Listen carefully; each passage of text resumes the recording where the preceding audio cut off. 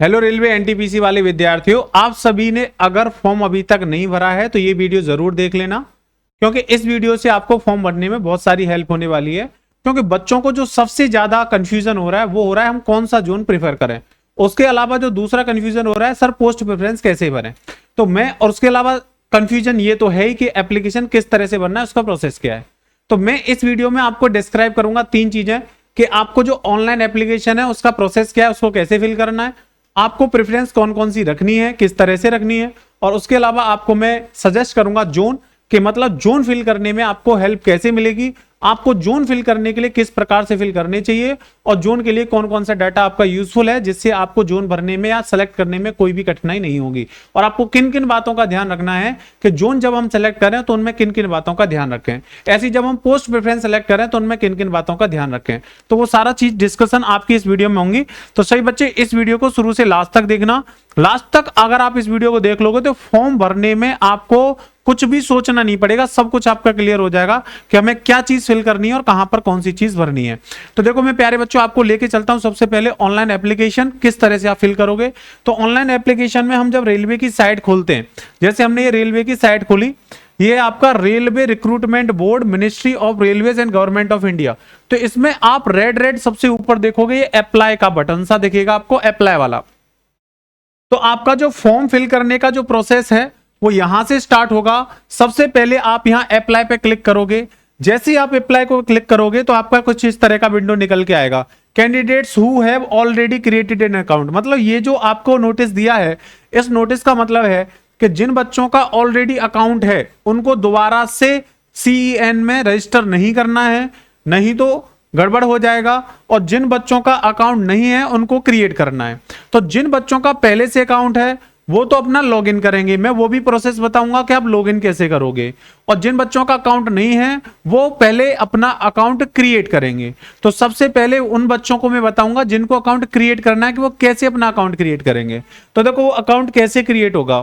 जैसे सबसे पहले आप जाओगे क्रिएट एन अकाउंट पे क्लिक करोगे, तो क्रिएट एन अकाउंट ये आपको दिख रहा है, इस पे क्लिक करोगे तो आपका सबसे पहले आएगा कंट्री ऑफ नेशनलिटी। तो आप सभी इंडिया में रहते हो, क्योंकि भारत देश के जो नागरिक हैं वही इसमें फॉर्म फिल कर सकते हैं। तो आप जो कंट्री ऑफ नेशनलिटी में इंडियन फिल कर दोगे। उसके बाद आपकी ये डिटेल्स पूछेगा, जैसे आपका फुल नेम क्या है, आपका फुल नेम क्या है। जैसे मेरा नाम धर्मेंद्र कुमार है तो मैं यहां भरूंगा धर्मेंद्र कुमार। फिर उसके बाद रीटाइप फुल नेम, हर चीज को इसने रीटाइप करवाया है, मतलब वही चीज दोबारा भरनी है कंफर्मेशन के लिए। अगर दोनों मैच करेंगे तो ही आपके फॉर्म में ग्रीन सिग्नल आ जाएगा टिक करके। जैसे देखो ये ग्रीन सिग्नल आ रहा है ना टिक करके, तो समझ जाओ आपकी डिटेल अच्छी है। अगर आपने ये दोनों डिटेल सेम नहीं भरी या कुछ गलती हुई है तो ये ग्रीन सिग्नल नहीं होगा। तो आपके हर ऑप्शन को फिल करने पर ग्रीन सिग्नल होता चला जाएगा।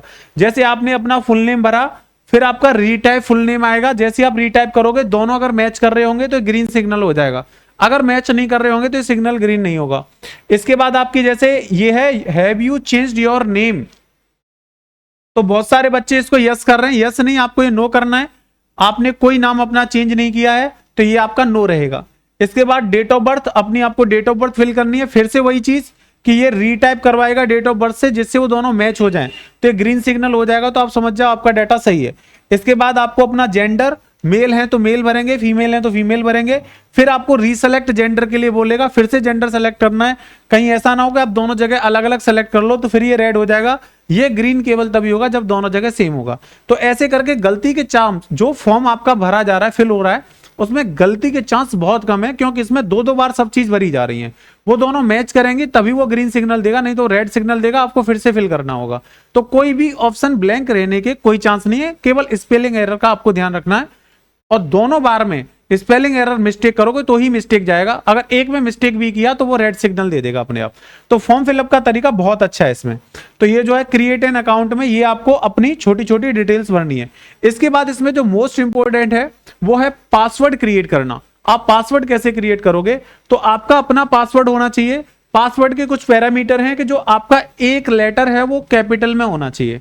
तो ज्यादातर आप जो भी, जैसे अपना नाम फिल कर रहे हो तो नाम का पहला लेटर कैपिटल में लोगे, बाकी स्मॉल में ले लो। या कोई भी जो आप पासवर्ड बना रहे हो उसमें पहला लेटर आपको कैपिटल लेना है, फिर स्मॉल में लेना है। जैसे मान के चलो मुझे अपना पासवर्ड क्रिएट करना है, तो मेरा नाम धर्मेंद्र है, तो मैंने कैपिटल डी लिया, DHRMENDRA @ 123 या कुछ भी, मैंने अपना पासवर्ड क्रिएट कर लिया। आप अपना पासवर्ड क्रिएट करोगे, फिर उसे कंफर्म पासवर्ड करोगे, ये दोनों मैच करेंगे तो ग्रीन सिग्नल हो जाएगा। फिर इसके बाद आप यहां पर कैप्चा कोड फिल करोगे। जैसे ही कैप्चा कोड फिल करोगे आपका ये डन हो जाएगा। डन होते ही मेरे भाई आपका ये फिर मांगेगा ईमेल एड्रेस, इसमें आप अपना ईमेल एड्रेस फिट करोगे। ईमेल एड्रेस के आगे ही देखोगे आप मतलब जनरेट के लिए, ओटीपी जनरेट करने के लिए एक ऑप्शन दिखेगा आपको। तो जैसे आपका ईमेल एड्रेस आप फिल करोगे तो यहाँ पे ओटीपी जनरेट के लिए आपको ऑप्शन दिखेगा, इस पे क्लिक करोगे तो ओटीपी जनरेट होके आपके जीमेल पर जो आपने ईमेल भरा है वहां पर आपका वो ओटीपी पहुंच जाएगा। आप अपना जीमेल में जाके ईमेल खोलोगे, उसमें आपको वो ओटीपी मिल जाएगा। ओटीपी आप यहां पे फिल कर दोगे। फिर ऐसे ही आप अपना मोबाइल नंबर भरोगे, फिर मोबाइल नंबर पे ओटीपी जाएगा, आप यहां फिल कर दोगे। जैसे ही आप ईमेल का ओटीपी फिल करोगे ये कंफर्म हो जाएगा। जैसे ही मोबाइल नंबर का ओटीपी भरोगे ये कंफर्म हो जाएगा। फिर इसके बाद आपका ये पूरा डाटा इस तरह से ये प्रीव्यू दिखा देगा कि आपने जो अपनी पर्सनल इंफॉर्मेशन भरी है वो आपकी ये है। एक बार आप इस पर्सनल इंफॉर्मेशन को चेक कर लोगे। जैसे ये देखो यहां पर कंट्री ऑफ नेशनलिटी इंडियन, आपने जो नाम भरा होगा वो नाम दिखाएगा, जो आपने डेट ऑफ बर्थ फिल की होगी वो डेट ऑफ बर्थ दिखाएगा, जेंडर फिल किया होगा वो दिखाएगा, फादर्स नेम दिखाएगा, मदर्स नेम दिखाएगा, कॉन्टैक्ट में आपका ईमेल एड्रेस दिखाएगा, कॉन्टैक्ट नंबर दिखाएगा, फुल नेम क्या है आपका, ये सारी चीजें दिखाएगा। सारी चीज दिखा के ये इसलिए दिखाएगा कि आपने जो डाटा फिल किया है उससे आप सेटिस्फाई हैं। अगर आप सेटिस्फाई हैं, आपको लगता है मेरा डाटा एकदम करेक्ट भरा गया है, तो आप उसे आगे डन कर दोगे और आपका अकाउंट क्रिएट हो जाएगा। जैसे आपका अकाउंट क्रिएट होगा तो फिर उसके बाद आप जाओगे यहां पर साइन इन योर अकाउंट। जैसे जहां पर जो विंडो आपकी अप्लाई करने पर खुला था, जैसे आपने अप्लाई पे क्लिक किया तो वहां पे दो ऑप्शन आए थे, क्रिएट एन अकाउंट या लॉगिन का। तो फिर अब आपका अकाउंट क्रिएट हो गया, तो अब आप लॉगिन पे जाके क्लिक करोगे। लॉगिन पे जाके क्लिक करोगे तो sign in to your account, यहां पर आपका मोबाइल नंबर या ईमेल एड्रेस मानेगा, मतलब दोनों में से कोई एक चीज फिल कर सकते हो आप। अपना मोबाइल नंबर से चाहो तो मोबाइल नंबर से लॉगिन कर सकते हो, ईमेल से चाहो तो ईमेल से लॉगिन कर सकते हो। यहाँ पे अपना पासवर्ड जो आपने क्रिएट किया था अकाउंट क्रिएट करते टाइम वो पासवर्ड फिल करोगे। यहाँ पे आप कैप्चा फिल करोगे और तुरंत आपका लॉगिन हो जाएगा। इनकेस अगर आपका पासवर्ड गलत फिल हो गया, भूल गए हो, तो आप यहां से फॉरगॉट पासवर्ड भी कर सकते हो। फॉरगॉट पासवर्ड का ऑप्शन आएगा, आप वहां से करिए तो आपका पासवर्ड जो है वो रीजनरेट हो जाएगा। तो इस तरह से सारी सुविधाएं हैं, कोई समस्या नहीं होने वाली। जैसे आप यहां से करोगे मेरे भाइयों, साइन इन करोगे तो तुरंत आपका ऐसा खुल के आएगा। यहाँ नीचे लिख के आ रहा होगा ऑनलाइन एप्लीकेशन, तो यहाँ पे नीचे लिख के आ रहा होगा आपका ऑनलाइन एप्लीकेशन। आप इस ऑनलाइन एप्लीकेशन पे क्लिक करोगे तो इसमें आपका सबसे पहले ये विंडो खुलेगा। इसमें आपको 2 फॉर्म भरे होंगे, आपको ये 2 फॉर्म का डाटा दिखेगा। एक्चुअली क्या है कि इस टाइम आरआरबी की तरफ से 2 वैकेंसी चल रही है, तो उसमें एक तो अपनी है जिसके लिए आप अप्लाई करने जा रहे हो एनटीपीसी ग्रेजुएट पोस्ट, और जो सेकंड है वो पैरामेडिकल वाली है। तो ये चीज ध्यान रखना, पैरामेडिकल वाली नहीं भरनी है आपको। अगर पैरामेडिकल वाली नहीं भरनी, आपको अपना एनटीपीसी वाला भरना है, तो आप पहले वाले को सेलेक्ट करोगे। पहले एनटीपीसी दिखाएगा, बाद में ये पैरामेडिकल दिखाएगा। आप अपना ये सेलेक्ट करोगे पहले वाला एनटीपीसी। एनटीपीसी में फिर यहां मांगेगा आपका जोन। ये सबसे बच्चों को जो डाउट हो रहा है वो इसी चीज में हो रहा है कि सर हम जोन कौन सा भरें, या जो हमारा जोन है उसकी प्रेफरेंस हमारी कौन सी होनी चाहिए और पोस्ट प्रेफरेंस क्या होनी चाहिए। तो अभी मैं आपको ये भी बताने वाला हूं कि आपकी पोस्ट प्रेफरेंस कहां पर आपसे मांगेगा और वो किस तरह से आपको फिल करनी है। और आपके जोन का जो है वो आपका आ गया है। जैसे आप ऑनलाइन एप्लीकेशन पे क्लिक करोगे तो जैसे ये ग्रेजुएट पोस्ट वाली एनटीपीसी की खुलेगी विंडो, तो इसमें आप इंपोर्टेंट इंस्ट्रक्शन आपको दिए हैं, जैसे क्लोजिंग डेट इतनी है, ओपनिंग डेट इतनी है, तो यहां पे जोन मांगेगा। जैसे यहां देखो भुवनेश्वर भरा हुआ है, आप देख सकते हो ये जोन भुवनेश्वर भरा हुआ है। ऐसे ही जब आप यहां पे क्लिक करोगे तो आपके सभी जोन खुल जाएंगे। उन जोन में से आप अपना फॉर्म किस जोन से भरना चाहते हो वो जोन आप सेलेक्ट करोगे। अब उस जोन को आपको कैसे सेलेक्ट करना है, उसके लिए क्या क्या चीज इंपोर्टेंट है, तो देखो मेरे प्यारे बच्चों, सबसे पहले जोन फिल करने के लिए इंपोर्टेंट है कौन से जोन में वैकेंसी कितनी है। तो देखो मैं आपको दिखाता हूं कौन से जोन में कितनी वैकेंसी है। अब यहां से आगे ध्यान से सुनना, वीडियो को लास्ट तक देखना, तो आपका कोई भी डाउट नहीं बचेगा फॉर्म फिल करने से रिलेटेड। आप फॉर्म को यूं भराओगे अगर आपने वीडियो देख लिया तो इसलिए पूरा वीडियो देखिए। अब आपको मैं जोन फिल करने के लिए बताता हूं कि आपको कौन कौन सा डाटा चाहिए जिससे आप सटीक जोन फिल कर पाओगे अपना, कि हाँ मुझे ये इस जोन से फॉर्म डालना चाहिए, तो वो सेलेक्ट करने में आपको दिक्कत ना आए। तो उसके लिए क्या करना है देखो, तो जोन के लिए सबसे पहले जो डाटा इंपोर्टेंट है वो महत्वपूर्ण है वैकेंसी। तो मैंने आरआरबी एनटीपीसी ग्रेजुएट लेवल की टोटल वैकेंसी का ये डाटा यहां पर कलेक्ट किया है। इसमें आरआरबी अहमदाबाद में, और देखो ये category wise vacancy, category wise भी जरूरी है। आप जनरल से बिलोंग करते हो तो आपको जनरल की वैकेंसी से मतलब है, एससी वालों को एससी से, ओबीसी वालों को ओबीसी। तो इस वजह से आपको कैटेगरी वाइज भी वैकेंसी पता होनी चाहिए और जोन वाइज भी पता होनी चाहिए, तभी आप सही जोन सेलेक्ट कर पाओगे अपने लिए कि मुझे कौन से जोन से फॉर्म भरना चाहिए, तो तभी आप सेलेक्ट कर पाओगे। तो मेरे प्यारे बच्चों, अगर आपको ये पीडीएफ चाहिए कि सर ये बताइए कि पीडीएफ कहां मिलेगी जिसमें हमें वैकेंसी वाइज और कैटेगरी वाइज पूरा मिल जाएगा कि इतनी इतनी वैकेंसी है। वैसे तो आप नोटिफिकेशन डाउनलोड अगर कर लोगे आरआरबी एनटीपीसी ग्रेजुएट लेवल वाला, तो उसमें ये डाटा पूरा दिया है, लेकिन ये ब्रीफ में मिल जाएगा आपको। इसके लिए हमारा जो ये टेलीग्राम चैनल है @धर्मेंद्र सर जी, @धर्मेंद्र सर जी, ये सर्च कर लेना टेलीग्राम पर और इसे ज्वाइन कर लेना, तो आपको इसमें मिल जाएगा। बाकी मैं डिस्क्रिप्शन में इसका लिंक डलवा दूंगा वीडियो को में, तो आप वहां से क्लिक करके भी टेलीग्राम पर पहुंच सकते हो, वहां पर आपको ये मिलेगा। तो देखो प्यारे बच्चों, मैं आपकी हेल्प करता हूं जोन सेलेक्ट करने में। तो देखो कैसे, सबसे पहले हम बात करें तो सबसे पहले हम कौन से जोन से फॉर्म फिल करें, तो उसमें दो चीजें मैटर करती हैं। एक चीज तो मैटर करती है कि उस जोन में वैकेंसी कितनी है, ज्यादा वैकेंसी जिस जोन में होंगी हम उसे प्रेफर कर सकते हैं। और दूसरा मैटर करती है कि किसी किसी जोन में रस ज्यादा होता है, मतलब जो स्टूडेंट है वो बहुत ज्यादा मात्रा में जो सुविधा वाला जोन होता है उसको प्रेफर करते हैं, तो उसकी मेरिट ज्यादा जाती है, मतलब हाई जाती है।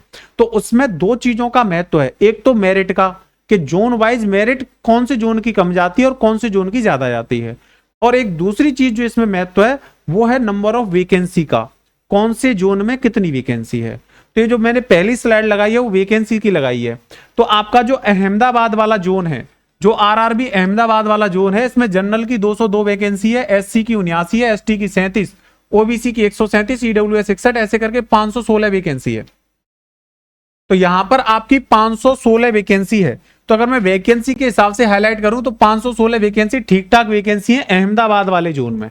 अगर मैं बात करूं आपसे सबसे ज्यादा वैकेंसी, तो सबसे ज्यादा वैकेंसी है 1382, सबसे ज्यादा वैकेंसी 1382 है आपकी, और ये कोलकाता में, आरआरबी कोलकाता में सबसे ज्यादा वैकेंसी है।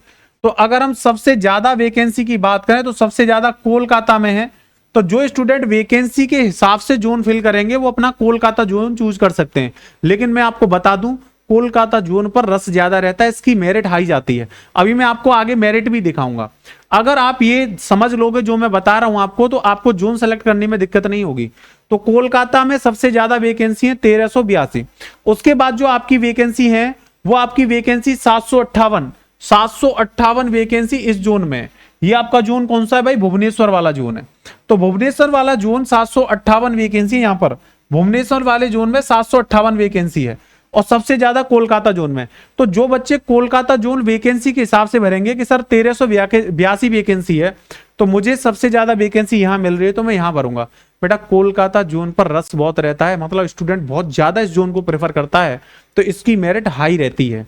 तो इस वजह से आप मेरे हिसाब से, जैसे ये 1382 वैकेंसी है, इससे कम वैकेंसी 758 इसमें भुवनेश्वर वाले में। अब भुवनेश्वर वाले में क्या बेनिफिट है कि यहां पर रस कम रहता है, ज्यादातर कम लोग जो है इसे प्रेफर करते हैं भुवनेश्वर जोन को, तो इसमें भी वैकेंसी दूसरे नंबर पे है। तो आप कोलकाता से ज्यादा आप इसे प्रेफर करो तो ज्यादा बढ़िया रहेगा। इसीलिए मैंने जो आपको फॉर्म में आइडिया दिया वो भुवनेश्वर ही मैंने जोन चुना है ना। तो आप जो है, मैं ये नहीं कह रहा कि आप भुवनेश्वर चुनो, आप अपना और आइडिया लगा लो और देख लो, प्रेफर कर लो, क्योंकि बहुत सारे बच्चे जॉब की लोकेशन भी प्रेफर करते हैं कि सर नहीं मुझे तो जॉब आगरा में ही चाहिए, सर मुझे जॉब यहीं चाहिए, मुझे दिल्ली में ही चाहिए, मुझे सर यहीं चाहिए। तो जो बच्चों को अपना पर्टिकुलर जगह पे जॉब चाहिए वो तो अपने उसी जोन से फॉर्म डालिए जहां आपको चाहिए। ऐसा नहीं है कि आप वैकेंसी, आप जॉब यहां करना चाहते हो और जोन डाल दो वहां का, साउथ का, तो वो काम नहीं करना। अगर आपने प्रेफरेंस इस चीज को दे रखी है कि नहीं भाई मैं तो सुविधा में जॉब करूंगा और जो जोन मेरी सुविधा में आएगा मैं वहीं से फॉर्म भरूंगा, तो वो बच्चे तो अपनी सुविधा के अनुसार उस जगह से फॉर्म भर दो। और जिन बच्चों को, ये वीडियो केवल उनके लिए यूजफुल रहेगा जिन बच्चों को कैसे भी जॉब चाहिए, चाहे पूरे भारत में कहीं भी मिल जाए, तो पूरे भारत में कहीं भी मिल जाए, उन बच्चों को कोलकाता की अपेक्षा मेरे हिसाब से भुवनेश्वर जोन को चूज करना चाहिए, क्योंकि सेकंड नंबर पे वैकेंसी और रस कम रहता है। उसके आगे देखिए, जैसे यहाँ 758 वैकेंसी है और अच्छे अच्छे जोन है, जैसे आपका बिलासपुर है, ये बिलासपुर वाला जो जोन है यहाँ पर भी वैकेंसी आपकी 649 है। उसके बाद देखिए आपका यहां पर आपकी 827 वैकेंसी है। ये वाला जो जोन है ये आपका मुंबई का है, मुंबई का भी वही रस रहता है, हर कोई चाहता है मुंबई में जॉब करना।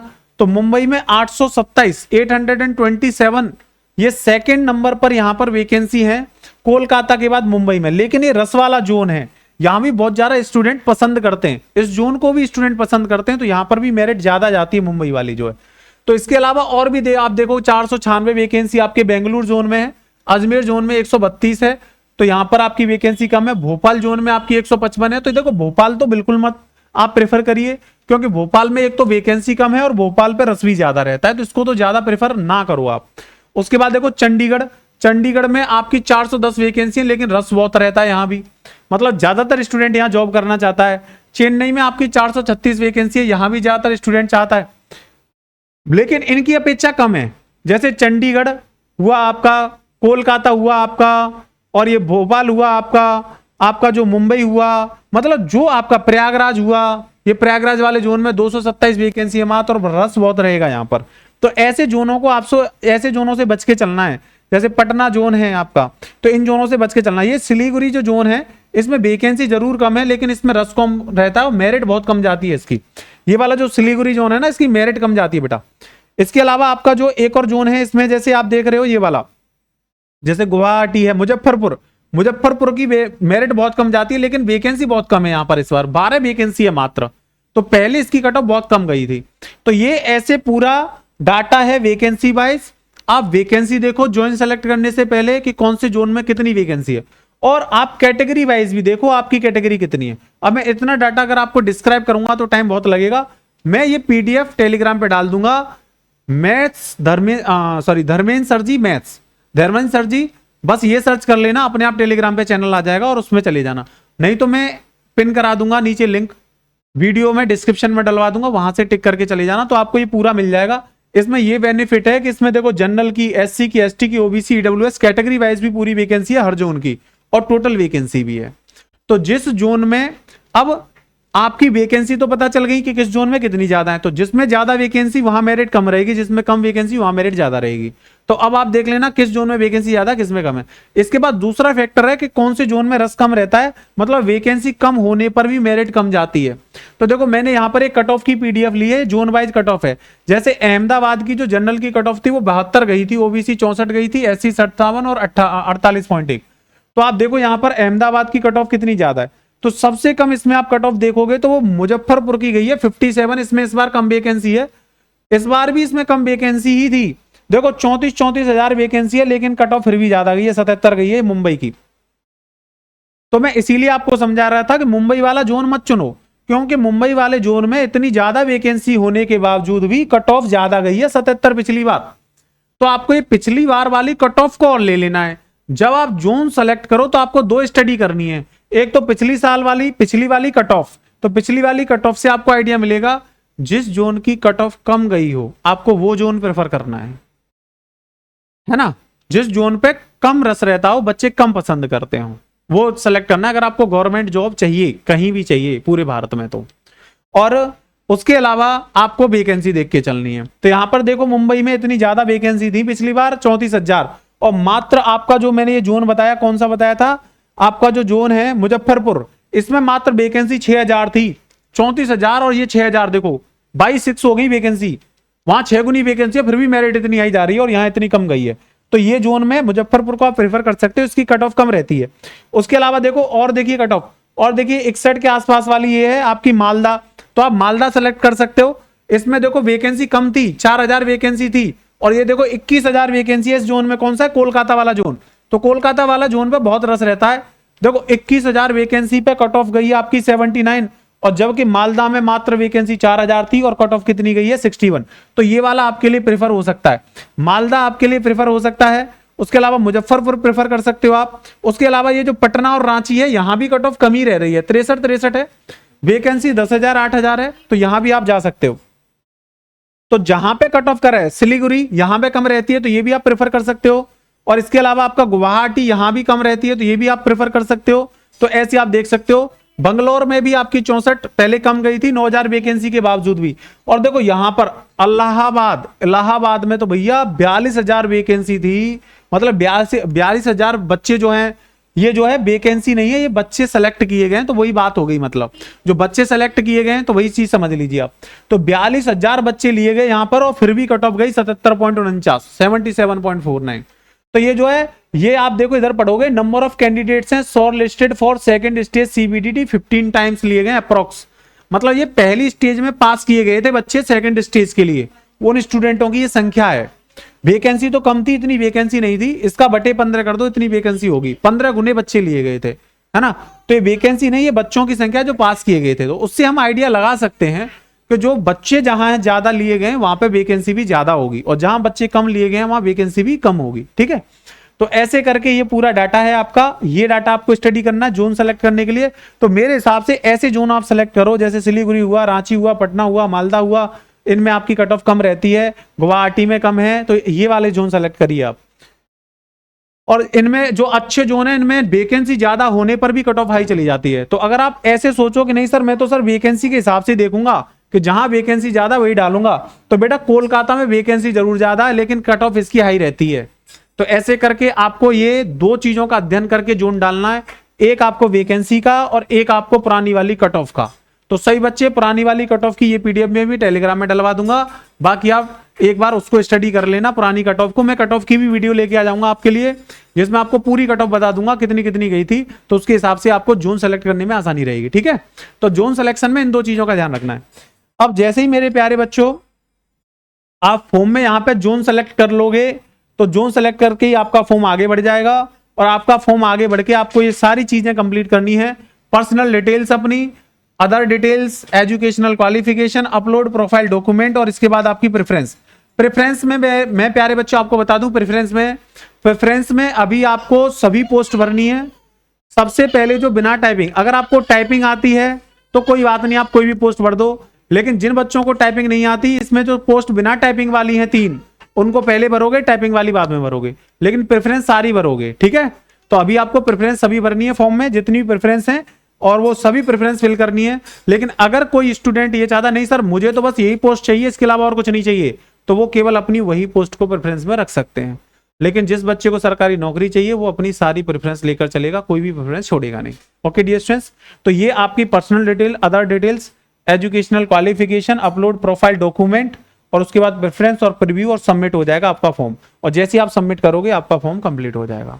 तो ये पूरा एप्लीकेशन कैसे फिल करना है, जोन आपको सेलेक्ट करने में दो चीजों का ध्यान रखना है, कट ऑफ, पुरानी साल वाली कट ऑफ कितनी रह गई है किस किस जोन की, और वैकेंसी भी ध्यान रखनी है। तो वैकेंसी से ज्यादातर स्टूडेंट क्या है, वैकेंसी देख के ही जोन डाल देते हैं, बस वो ध्यान रखना है आपको कि वैकेंसी देख के जोन नहीं डालना, पुरानी जो कट ऑफ गई है उनके हिसाब से आपको जोन प्रेफर करना है। ठीक है, और हम बात करें पोस्ट प्रेफरेंस की, तो पोस्ट प्रेफरेंस आपको अभी सब फिल करनी है। जो सबसे अच्छी पोस्ट है, जैसे चीफ एग्जीक्यूटिव वाली जो पोस्ट है, और आपकी स्टेशन मास्टर वाली पोस्ट है, वो पहले रखोगे, जिनकी सैलरी ज्यादा है, और बाकियों की सैलरी कमी है 29,000 के आसपास, उनको पीछे रखोगे, क्योंकि ज्यादा सैलरी हर कोई चाहता है, कोई ऐसा स्टूडेंट है जो कम सैलरी चाहता हो। तो टाइपिंग वाली पोस्ट बाद में रखो, कम सैलरी वाली बाद में रखो, हाई सैलरी वाली पहले रखो, बस ये पूरा डाटा है, बाकी और कुछ नहीं करना। जैसे आप यहां सबमिट करोगे आपका फॉर्म सबमिट हो जाएगा। अपना प्रिंट आउट जरूर निकाल लेना, क्योंकि वो आपके नियर फ्यूचर में आपके काम आता है। अपना मोबाइल नंबर और जो अपने क्रीडेंशियल आप भरोगे, ईमेल और मोबाइल नंबर, वो पूरी केयरफुली भरना, जो गलत ना हो जाए, जिससे आरआरबी से आपका जो कांटेक्ट है वो लगातार सही तरह से बना रहे और आपके पास सारी डिटेल्स जो है टाइम टू टाइम आती रहे। ओके दोस्तों, थैंक यू वेरी मच।